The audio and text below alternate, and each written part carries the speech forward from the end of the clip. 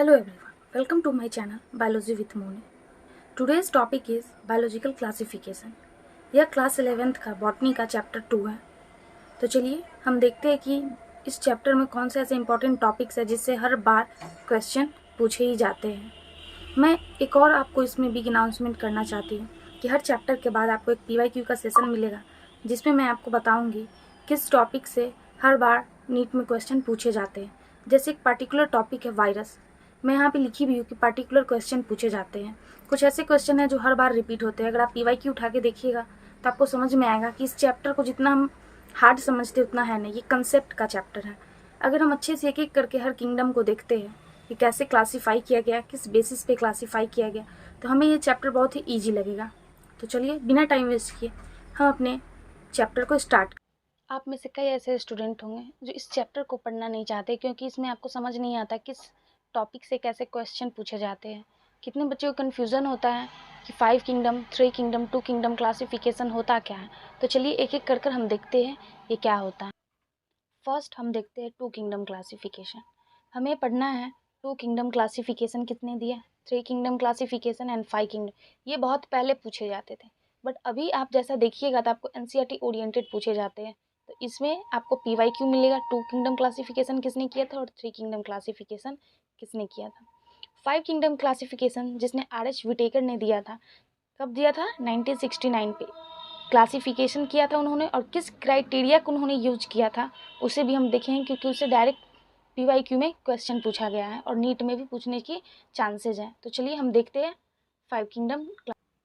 आप यहाँ पे देख रहे होंगे 2 किंगडम क्लासिफिकेशन दिया गया है। 2 किंगडम क्लासिफिकेशन को कैरोलस लीनियस के द्वारा क्लासीफाई किया गया था।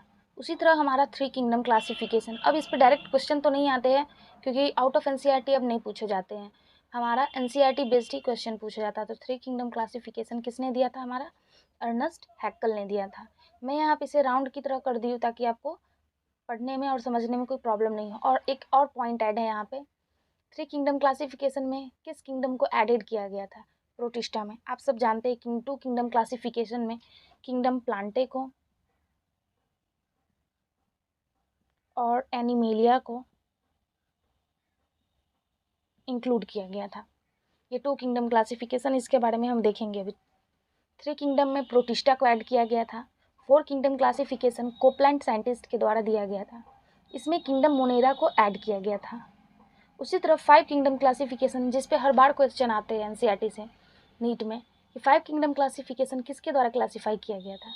तो इसके साइंटिस्ट थे RH विटेकर, जिन्होंने 1969 में फिर 5 किंगडम क्लासिफिकेशन पे क्लासीफाई किया था ऑर्गेनिज्म को। उन्होंने फंगी को ऐड किया था 5 किंगडम क्लासिफिकेशन में। तो आपसे पूछा जा सकता है 3 किंगडम क्लासिफिकेशन में कौन से किंगडम को ऐड किया गया था, तो प्रोटिस्टा। आप देखिए यहाँ पे मैं लिख चुकी हूँ। 4 किंगडम में मोनेरा को एंड 5 किंगडम क्लासिफिकेशन में फंगी को ऐड किया गया था। तो इन पॉइंट्स को आप देखिए, समझिए, ये टू द पॉइंट NCERT से लिया गया है। कैसे RH विटेकर ने किस किंगडम में किस क्राइटेरिया को यूज किया गया था, क्यों 2 किंगडम क्लासिफिकेशन को रिजेक्ट कर दिया गया था, उन सभी पॉइंट को हम एक एक करके अब देखते हैं। तो चलिए अब हम देखते हैं आगे की इस सम इम्पॉर्टेंट पॉइंट्स को। इस चैप्टर में हमें कुछ किंगडम है जो बहुत ज़्यादा इंपॉर्टेंट है जिसमें क्लासीफाई किया गया ऑर्गेनिज्म को। सबसे पहले हम पढ़ेंगे किंगडम मोनेरा को। किंगडम मोनेरा में क्वेश्चन 2 टॉपिक से पूछे जाते हैं। एक है हमारा आर्की बैक्टीरिया, दूसरा है हमारा यू बैक्टीरिया जिसे हम ट्रू बैक्टीरिया भी कहते हैं। यू बैक्टीरिया, इसे हम ट्रू बैक्टीरिया कहते हैं। क्यों? क्योंकि इसमें क्लोरोफिल ए की प्रेजेंस होती है और ये सिमिलर टू ग्रीन प्लांट्स होते हैं। इसका डिस्कशन जब हम किंगडम मोनेरा करेंगे तब देखेंगे। मैं आपको एक रिव्यू दे रही हूँ कि इस चैप्टर में हमें पढ़ना क्या है। सेकेंड आता है किंगडम प्रोटिस्टा। इसमें भी बहुत सारे ऑर्गेनिज्म को क्लासीफाई किया गया जिन्हें हम एक एक करके देखेंगे। जैसे कि हमने देखा है डाइनोफ्लैजिलेट्स, क्राइसोफाइट्स, हमने थर्ड देखा है स्लाइम मॉड, और भी बहुत सारे ऐसे हैं जो हम लोगों ने देखा। तो मैं आपको 2-3 पॉइंट बता रही हूँ जिस ऑर्गेनिज्म के बारे में हम लोगों को पढ़ना है। किंगडम फंगी की बात करते हैं तो किंगडम फंगी को भी क्लासीफाई किया गया है बहुत मोड ऑफ स्पोर पे, मोड ऑफ माइसीलियम के, मोड ऑफ फ्रूटिंग बडीज कैसे, कौन से और किंगडम कैसा करते हैं। तो एक एक करके हम किंगडम फंगी के बारे में भी पढ़ेंगे। जो सबसे इम्पॉर्टेंट इस चैप्टर का टॉपिक है वो वायरस है। इससे हर बार एक पार्टिकुलर क्वेश्चन आते ही आते हैं। वायरस नॉन लिविंग है या लिविंग है या ए सेलुलर ऑर्गेनिज्म है। जब हम ये टॉपिक पढ़ेंगे तब मैं आपको एक एक करके बताऊंगी। वायरस के अंदर में आपको पढ़ने को देखा जाएगा वायरोइड, जिस पे डायरेक्ट क्वेश्चन आता है पोटैटो स्पिंडल ट्यूबर कौन से ऑर्गेनिज्म के द्वारा होता है, तो वायरोइड के द्वारा होता है। तो ये हम एक एक करके देखेंगे। तो चलिए अब हम अपना कुछ इंपॉर्टेंट पॉइंट्स को डिस्कस करते हैं जो एनसीईआरटी लाइन टू लाइन दिया गया है। Some important points of biological classification में डाला गया है। सबसे पहले हम लोगों ने देखा है कि हमारा सबसे पहले क्लासिफिकेशन किस साइंटिस्ट के द्वारा दिया गया था। अरिस्टोल हमारे फर्स्ट साइंटिस्ट थे जिन्होंने अटेम्प्ट किया था scientific basis for classification of organism. उन्होंने क्लासिफाई किया था प्लांट्स और ट्रीज को। उन्होंने प्लांट्स को ट्रीज में, सर्ब्स में एंड हर्ब्स में क्लासिफाई किया था।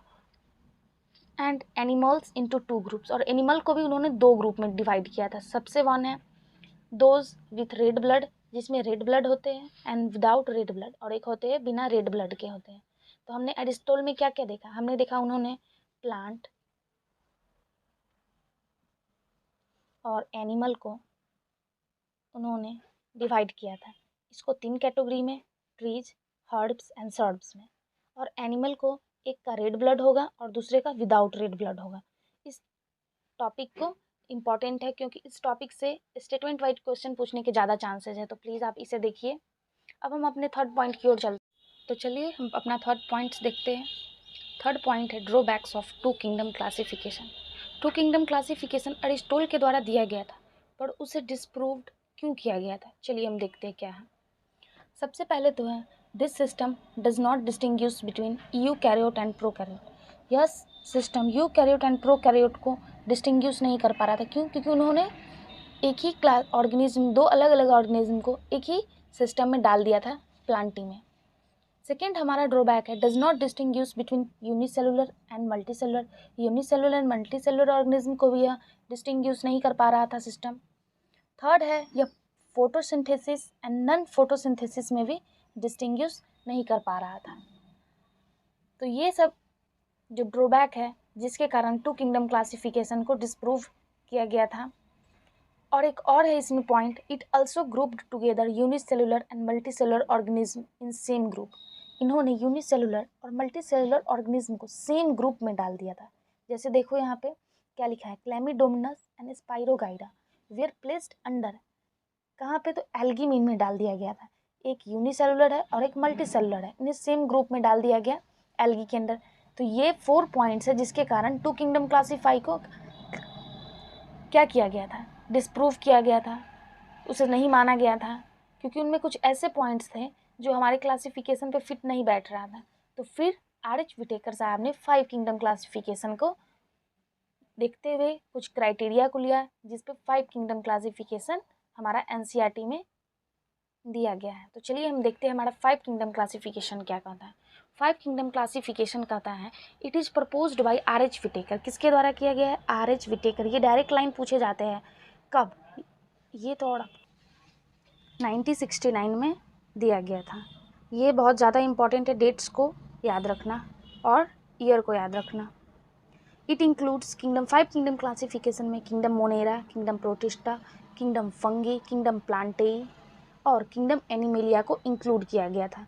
एक एक करके हम इन सभी किंगडम के बारे में डिटेल में पढ़ेंगे और इन्होंने कौन सी क्राइटेरिया को यूज करते हुए किंगडम क्लासिफिकेशन को यूज किया। तो देखते हैं, फर्स्ट है हमारा फाइलोजेनेटिक रिलेशनशिप। ये एक न्यू टर्म है जो आप लोग नहीं समझ पाते, तो चलिए मैं इसे बताती हूँ। फाइलोजेनेटिक का मतलब होता है बेस्ड ऑन इवोल्यूशनरी रिलेशनशिप, जो हमारे इवोल्यूशन से मैच करता है उसको देखते हुए हम उसे एक कैटेगरी में डालेंगे। तो उन्होंने फर्स्ट यूज किया था फाइलोजेनेटिक रिलेशनशिप। सेकेंड उन्होंने यूज किया था सेल स्ट्रक्चर, कौन से ऑर्गेनिज्म का कैसा सेल स्ट्रक्चर है उस बेसिस पे उन्हें हर अलग अलग किंगडम में डाला गया था। थर्ड है हमारा thallus organisation. Thallus organisation fourth है हमारा mode of nutrition and mode of reproduction. इस पे सबसे ज़्यादा क्वेश्चन पूछे जाते हैं इस चैप्टर से। आपको सबसे ज़्यादा mode of nutrition kingdom Monera में दिखने को मिलेगा, क्योंकि उसमें ऑटोट्रॉपिक और हेट्रोट्रॉपिक दोनों में दो टाइप के होते हैं, एक फोटोट्रॉपिक, एक केमोसिंथेटिक। तो ये हम देखेंगे अपने जब किंगडम मोनेरा को देखेंगे। बट ये 4 पॉइंट्स जो क्राइटेरिया में लिया गया था RH विटेकर के साहब के द्वारा 5 किंगडम क्लासिफिकेशन करने के लिए। और कुछ नोट पॉइंट है जो मैं NCERT से लाई हूँ, जिस पे बहुत बार क्वेश्चन आते हैं। फर्स्ट है kingdom protista has brought together chlamydomonas and chlorella with paramecium and amoeba.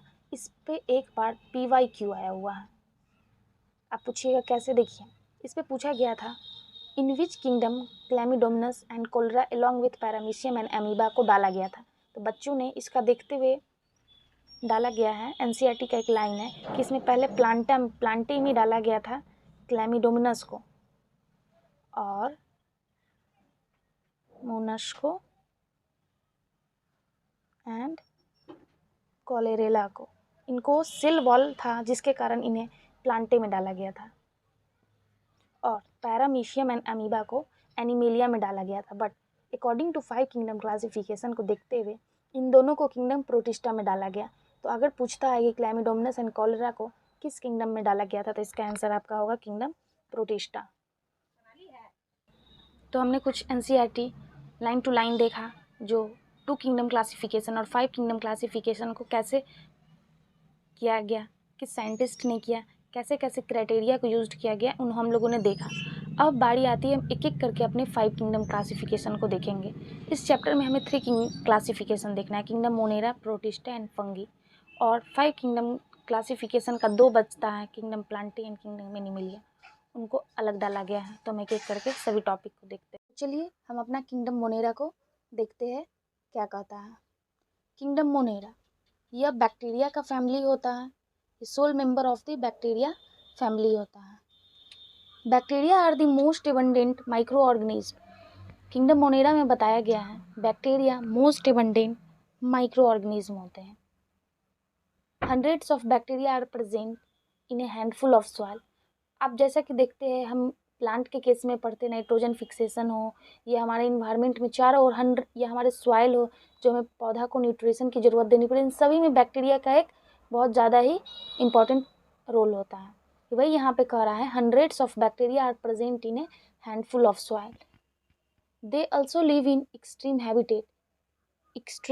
Habitat such as hot spring, deserts, snow, deep oceans. यह लाइन का मतलब है कि methanogens bacteria, thermoacidophiles bacteria and halophile bacteria, जो अभी हम पढ़ेंगे थोड़ी देर में, इन सभी को एक्सट्रीम हैबिटेट में पाया जाता है। और हमारा आर्की बैक्टीरिया भी एक्सट्रीम हैबिटेट में पाया जाता है। क्यों? क्योंकि इसके पास एक स्पेशल फीचर्स होता है, डिफरेंट सेल वाल स्ट्रक्चर, जो हम आगे पढ़ेंगे। तो वही यहाँ पे बता रहा है कि एक्सट्रीम हैबिटेट में भी रह सकते हैं। मेनी आर पैरासाइट, इनमें से बहुत ज़्यादा पैरासाइट्स आता है। एक और इम्पॉर्टेंट चीज़ मैं यहाँ पे बताती हूँ, किंगडम मोनेरा का एक स्पेशल फीचर है कि इसमें यूनिसेलुलर प्रोकैरियोट्स को इंक्लूड किया गया है। प्रोकैरियोट्स को इंक्लूड किया गया है। ये पूछा जा सकता है unicellular prokaryotes included in which kingdom, तो इसका आंसर किंगडम मोनेरा होगा। तो हमने देखा कि मोनेरा किंगडम का बैक्टीरिया से रिलेशन है। अब हम देखते हैं एक एक करके इसमें क्या क्या फीचर्स बताया गया है किंगडम मोनेरा का। हम पहले शेप देखते हैं। शेप कौन कौन सी बैक्टीरिया की होती है? सबसे पहले कॉकी शेप का होता है। स्फेरिकल शेप किस बैक्टीरिया में पाया जाता है? कॉकी। जैसे हम लोग देखते होंगे स्ट्रेप्टोकोकस, वो किस शेप के होते हैं? स्फेरिकल शेप के होते हैं। सेकेंड है हमारा बैसिलस। ये आप NCERT में डायरेक्ट देखिएगा, आपको डायग्राम दिया हुआ होगा। इस पर डायरेक्ट क्वेश्चन भी डायग्रामेटिक आते हैं। आपको एक तरफ दे दिया जाएगा डायग्राम टाइप का, जैसे मैं आपको यहाँ पे बताती हूँ। आपको यहाँ पे दे दिया जाएगा 1 2 3 4 अलग अलग तरह के बैक्टीरिया के शेप के डायग्राम दे दिए जाएंगे, और यहाँ पे A B C D करके आपको ऑप्शन दे दिए जाएंगे, और कहने को रहेगा इसमें से कौन सा सही है, मैच द कॉलम करें। तो आपको इसके लिए शेप को देखना बहुत ज़्यादा ज़रूरी है। तो फर्स्ट है हमारा स्फेरिकल, जो कॉकी का होता है। सेकेंड है हमारा रॉड शेप, जो बैसिलस का होता है। थर्ड है हमारा स्पाइरिला। स्पाइरिला का कौन सा शेप्ड होता है? स्पाइरल शेप्ड का होता है। और ये जो आप देख रहे होंगे 3 लाइक स्ट्रक्चर, इसको कहते हैं फ्लैजिला। फ्लैजिला का काम होता है मूवमेंट करने में, मोटाइल स्ट्रक्चर को प्रोवाइड करता है फ्लैजिला। फोर्थ है हमारा विवरियो। विवरियो कौन सा शेप का होता है? कोमा शेप का। तो आपने देखा ये 4 डिफरेंट शेप्स ऑफ बैक्टीरिया के एनसीईआरटी में दिया गया है। इसे आप देखिए, समझिए, क्योंकि डायग्रामेटिक बेस्ड क्वेश्चन पूछे जाते हैं। सेकेंड फीचर और सबसे मोस्ट इम्पॉर्टेंट है न्यूट्रिशन। आप देखते होंगे जब PYQ बनाते हैं बहुत सारे ऐसे क्वेश्चन हैं जो डायरेक्ट न्यूट्रिशन से पूछते हैं। तो चलिए देखते हैं। न्यूट्रिशन 2 तरह के होते हैं, एक हमारा ऑटोट्रॉपिक, एक हमारा हेट्रोट्रॉपिक होता है। ऑटोट्रॉपिक को भी 2 पार्ट में डिवाइड किया गया है, एक है फोटोसिंथेटिक, दूसरा है केमोसिंथेटिक। फोटोसिंथेटिक हम उसे कहते हैं जो अपना फूड खुद बनाते हैं डायरेक्ट, और केमोसिंथेटिक हम उससे करते हैं जो इनऑर्गेनिक साल्ट्स का यूज करते हैं। हमारा सेकेंड है हेट्रोट्रॉपिक। हेट्रोट्रॉपिक भी 2 टाइप्स के होते हैं, एक सैप्रोफाइट होते हैं, एक पैरासाइट होते हैं। पैरासाइट डायरेक्ट ऑर्गेनिज्म पे डिपेंड होते हैं और हमारा सैप्रोफाइट डेड ऑर्गेनिज्म के रिमेन्स, प्लांट्स एंड एनिमल का जो होता है, एनिमल का, उस पर वो डिपेंड होते हैं। तो न्यूट्रिशन का हमने देखा किस तरह से बांटा गया है न्यूट्रिशन को 2 पार्ट में, एक ऑटोट्रॉपिक और एक हेट्रोट्रॉपिक। इनमें भी 2 डिवीज़न किए गए, एक एक करके हम सभी को देखते हैं। तो किंगडम मोनेरा को 2 टाइप में बांटा गया है, 2 क्लासिफिकेशन किया गया है। ए है हमारा आर्कीबैक्टीरिया, बी है हमारा यू बैक्टीरिया। तो चलिए हम एक एक करके देखते हैं आर्कीबैक्टीरिया और यू बैक्टीरिया को। फर्स्ट है हमारा आर्कीबैक्टीरिया। आर्कीबैक्टीरिया क्या कहता है, चलिए देखते हैं। दे लिव इन हार्शेस्ट हैबिटेट्स। ये हार्श हैबिटेट में रहते हैं। इसका मतलब ये कहीं भी सर्वाइव कर सकते हैं, या वो डीपेस्ट हो या वो एक्सट्रीम हैबिटेट हो, डीप ओशियंस हो, स्नो है, सभी जगह बैक्टीरिया पाए जाते हैं। ऐसा क्यों? हम देखते होंगे कि अगर हम बॉयल वाटर देखते हैं तो बॉयल वाटर में भी डिफरेंट बैक्टीरिया पाए जाते हैं, कोल्ड प्लेसेस पे भी डिफरेंट बैक्टीरिया होते हैं, डीप ओशियंस में। इसका कारण क्या है? तो चलिए हम देखते हैं। ये आर्कीबैक्टीरियम में, और फर्स्ट ऑर्गेनिज्म जो रिड्यूसिंग इन्वायरमेंट में था, आया था, वो प्रोकैरियोट था, वो बैक्टीरिया था। They live in harshest habitat such as extreme salty area. Salty जो नमक वाले जगह पे रहते हैं उन्हें हम कहते हैं हेलोफाइल्स बैक्टीरिया कहते हैं। जो मार्सी एरिया में रहते हैं उसे हम कहते हैं मिथेनोजेंस बैक्टीरिया। और जो हॉट स्प्रिंग, जो गर्म वाले जगह पे रहते हैं, उसे हम कहते हैं थर्मोएसिडोफिल्स बैक्टीरिया। तो ये 3 different types of bacteria archaebacteria में इंक्लूड किया गया। इसका कारण क्या है? तो चलिए हम देखते हैं इसका कारण क्या है। Archaebacteria have a different cell wall structure for their survival in condition. कौन से कंडीशन के लिए? तो एक्सट्रीम कंडीशन के लिए। ऐसा क्या है आर्कीबैक्टीरिया में जो ये तीनों जगह पे पाया जाता है? ऐसा कौन सा फीचर है जो अलग किंगडम में नहीं देखने को मिलता है? तो इसका कारण है डिफरेंट सेल वॉल स्ट्रक्चर। इस पे डायरेक्ट क्वेश्चन आते हैं, how archaebacteria different from you bacteria. तो इसका कारण होता है डिफरेंट सेल वॉल स्ट्रक्चर। अब एक नोट पॉइंट मैं यहाँ पे लिखी हूँ जो एनसीईआरटी से मैं डायरेक्ट ली हूँ।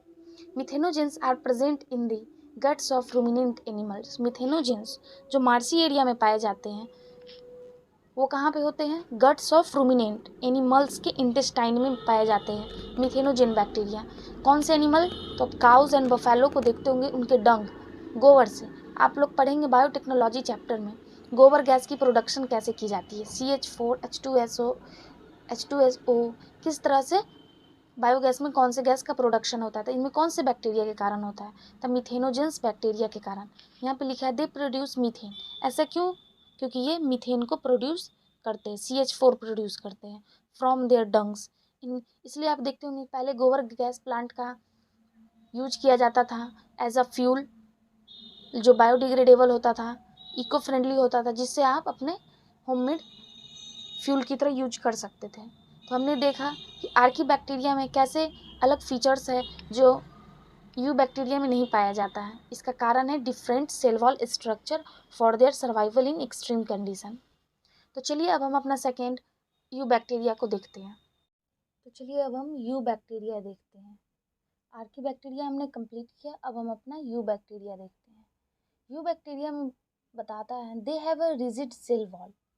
एक रिजिड सेल वॉल होता है एंड अ फ्लैजिलम।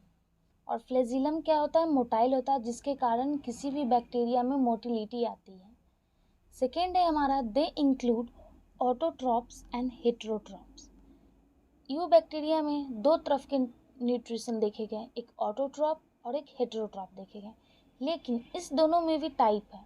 ऑटोट्रॉप का हमने जैसे मोड ऑफ न्यूट्रिशन में देखा था, एक फोटोसिंथेसिस होता है और एक केमोसिंथेटिक होता है। तो दो तरह के, एक एक करके हम इन दोनों को देखते हैं। फर्स्ट है हमारा फोटोसिंथेटिक ऑटोट्रॉप। फोटोसिंथेटिक ऑटोट्रॉप्स में साइनोबैक्टीरिया को डाला गया है, देख रहे होंगे आप यहाँ पे। इसमें क्या बता रहा है, दे हैव अ क्लोरोफिल ए। इस पे बहुत ही बार क्वेश्चन आ चुके हैं। साइनोबैक्टीरिया क्यों सिमिलर टू प्लांट्स बताया गया है, ग्रीन प्लांट्स।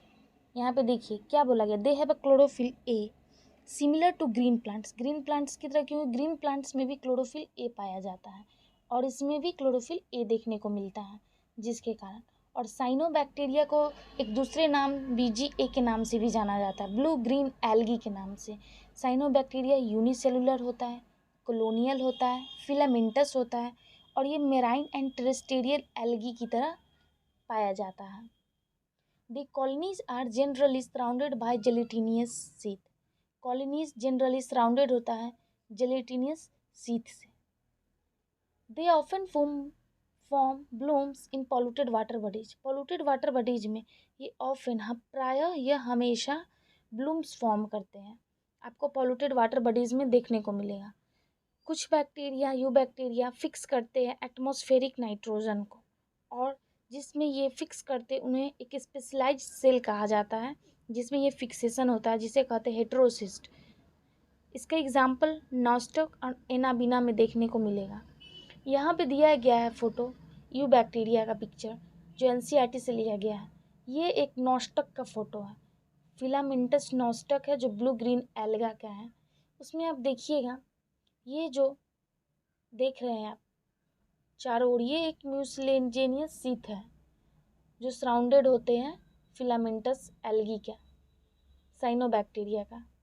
और ये जो देख रहे हैं, जो मैं आपको बताइए कि स्पेशलाइज्ड सेल है जिसमें नाइट्रोजन फिक्सेशन होता है, ये क्या है, हेटेरोसिस्ट है। ये ब्लू ग्रीन एल्गा में ही देखने को मिलता है। ये कुछ इंपॉर्टेंट फोटोसिंथेटिक ऑटोट्रॉप्स की पॉइंट्स थे। अब हम केमो ऑटोट्रॉप्स की ओर चलते हैं। केमो ऑटोट्रॉप्स में डाला गया है कुछ ऐसे बैक्टीरिया को जो ऑक्सीडाइज करते हैं इनऑर्गेनिक सब्सटेंसेज को। आप देख रहे होंगे यहाँ पे इनऑर्गेनिक सब्सटेंसेज को, सच एज नाइट्रेट, नाइट्राइट्स। ये क्वेश्चन डायरेक्ट आते हैं, नाइट्रेट्स, नाइट्राइट्स हो गया, अमोनिया हो गया।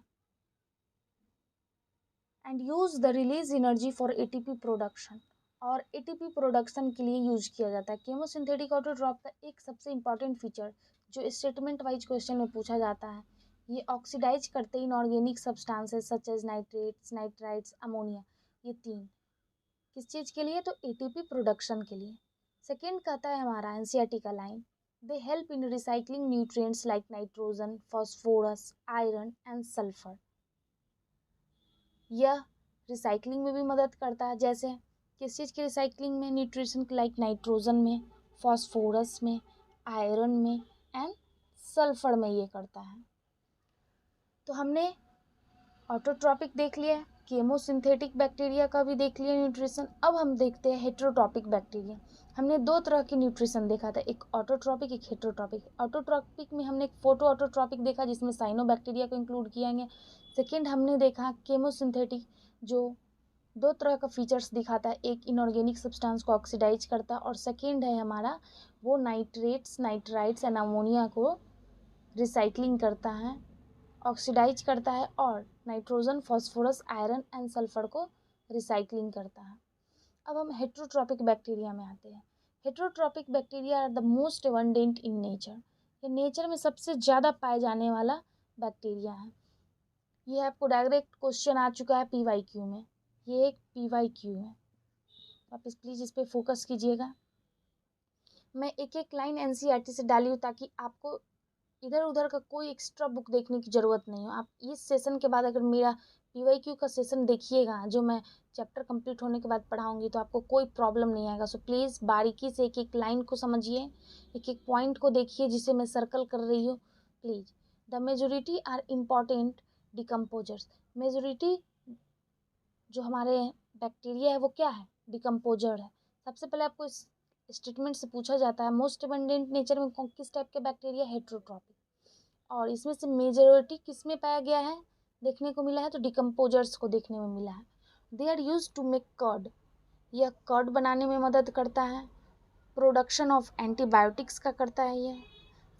फिर यह fixation nitrogen in legume roots में, यह फिक्सेशन करता है किसमें, तो लेग्यूम रूट्स, लेग्यूम प्लांट्स का जो रूट्स है उसमें नाइट्रोजन फिक्सेशन में ये बहुत ज़्यादा ही हेल्पफुल है।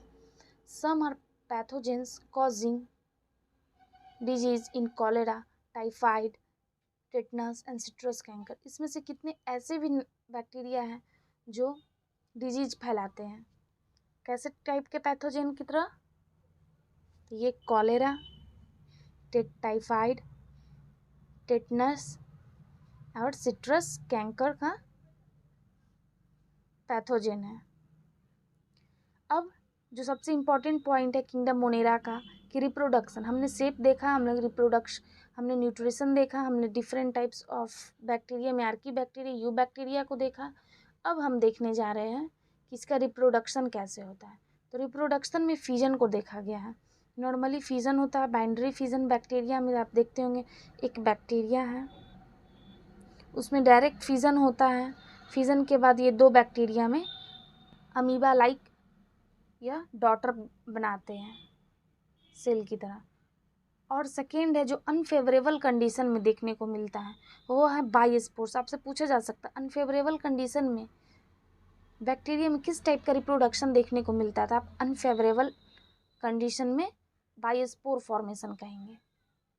तो यह जो चैप्टर है किंगडम मोनेरा का जो टॉपिक है बायोलॉजिकल क्लासिफिकेशन का, उसमें का जो सबसे important NCERT line to line है, मैं सब इस टॉपिक में डाली हूँ, इस वीडियो में डाली हूँ ताकि आपको एक एक पॉइंट क्लियर हो।